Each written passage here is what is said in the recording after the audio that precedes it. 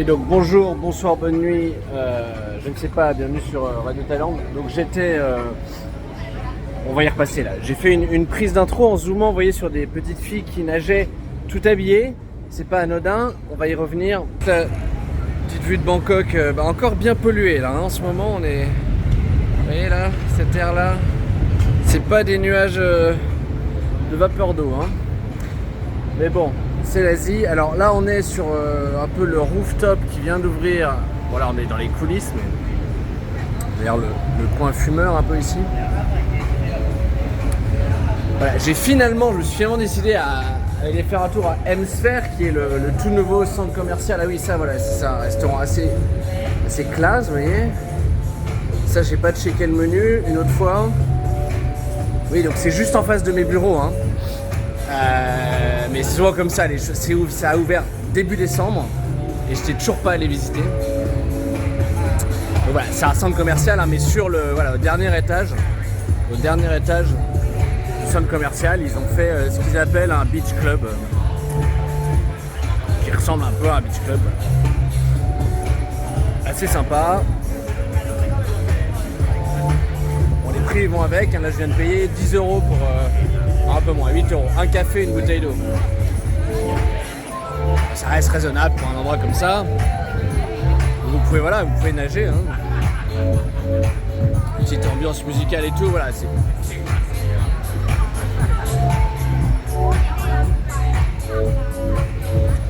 Et alors, serveuse en habit de Nouvel An chinois, on va y arriver.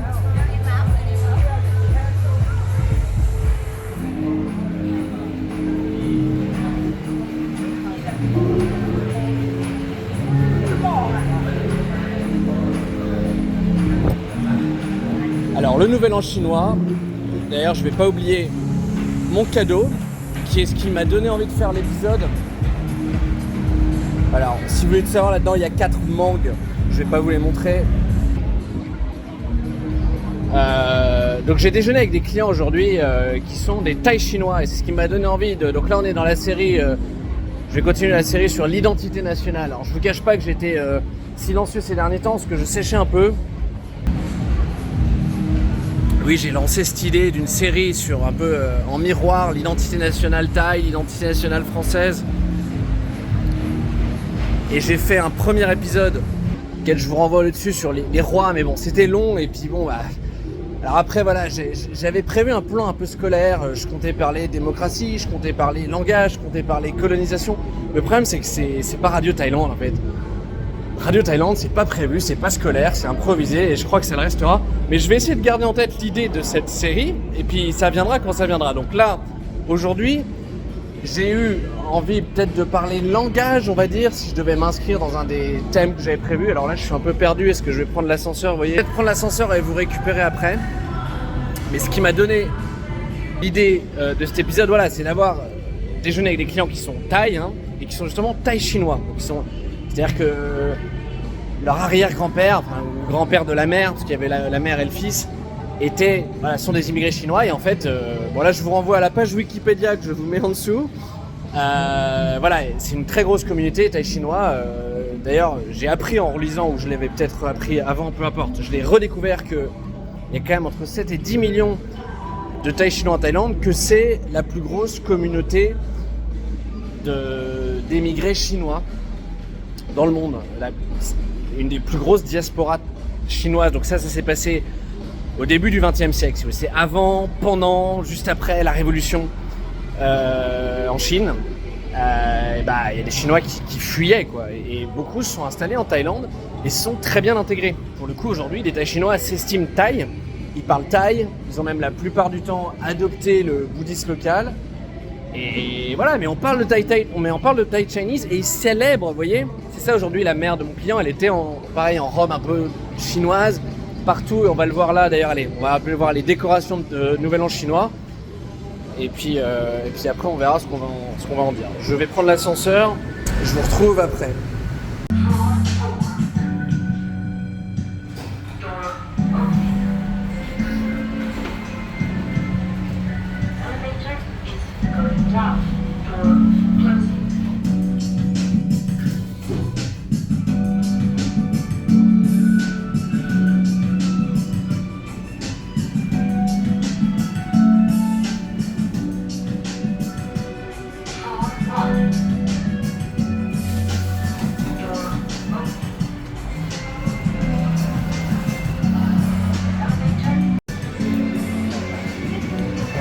Sorry.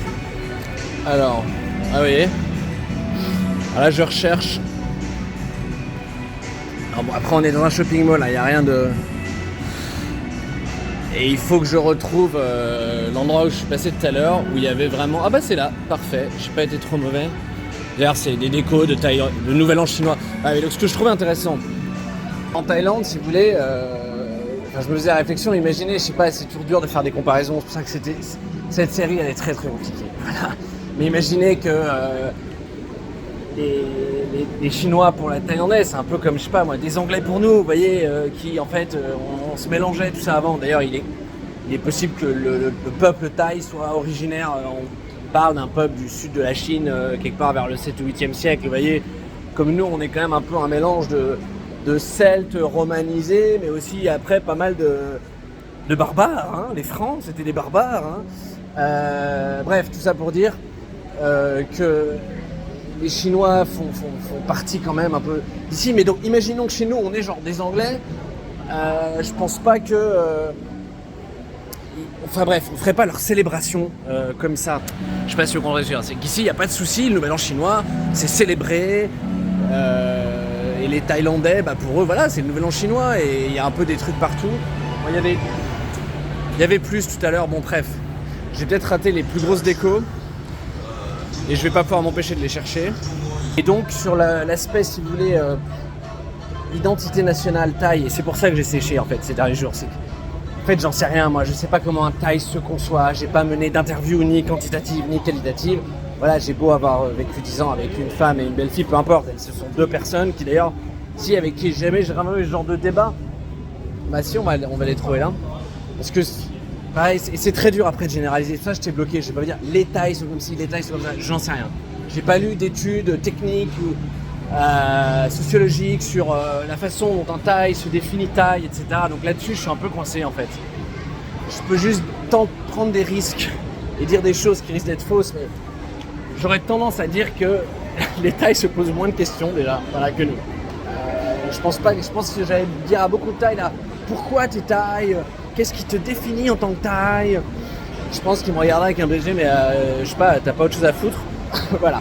Donc les Thaïs, ils sont Thaïs parce qu'ils sont Thaïs quoi. Mais je pense surtout parce qu'ils parlent Thaï et qu'ils habitent en Thaïlande. C'est assez simple, vous voyez. Mais ce qui fait qu'ensuite, on a des Thaïs musulmans, c'est ça que je voulais.